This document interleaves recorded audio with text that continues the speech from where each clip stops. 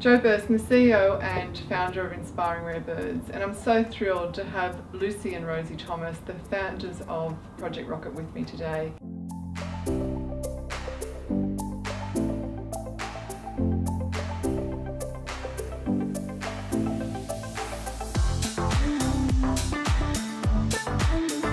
In a nutshell, Project ROCKIT is Australia's youth-driven movement against bullying, hate and prejudice.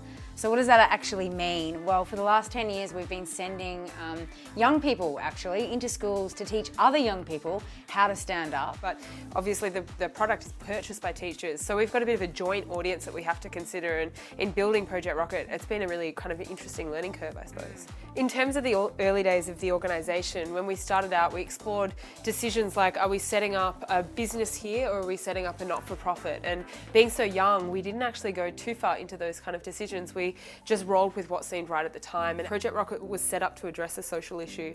And my favourite way of thinking about impact is thinking about individual stories. So now, since Project ROCKIT's been around for 10 years, we're now meeting grown-ups, adults who have had Project ROCKIT in Year 7 and talking to us about the world that they've inherited and the world that they've grown into, and the way that those early learning experiences really have created a ripple effect in their lives. I think I do regularly have sort of these aha moment revelations. And it was this realisation as we left a meeting that absolutely did not work out, that nobody is going to do this for us. There's no quick fix. We can't rely on somebody else to scoop us up and make this happen. In terms of how we are scaling Project ROCKIT, I think another challenge that's part of the ability to scale is the ability to capture what was a sister relationship heading into schools and create something that's teachable. So we've developed a really solid and rigorous training process that has been iterated and iterated and iterated until we're really happy with the workshops that are being run.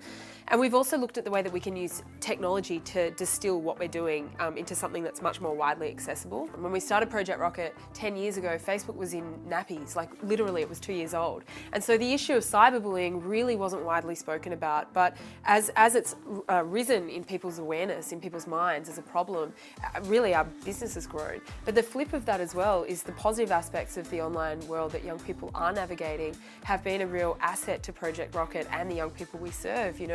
Without Facebook and Instagram and Snapchat and Twitter and Tumblr, we wouldn't have a movement. We'd have a business that runs one workshop in a school and then leaves. My tips for those who are starting out, launching a business or a social movement, is first and foremost articulate and understand deeply what your purpose is, because it's going to be your compass throughout the entire journey. If you really believe in your idea, then I think it's important to put your integrity behind that idea and get other people on board.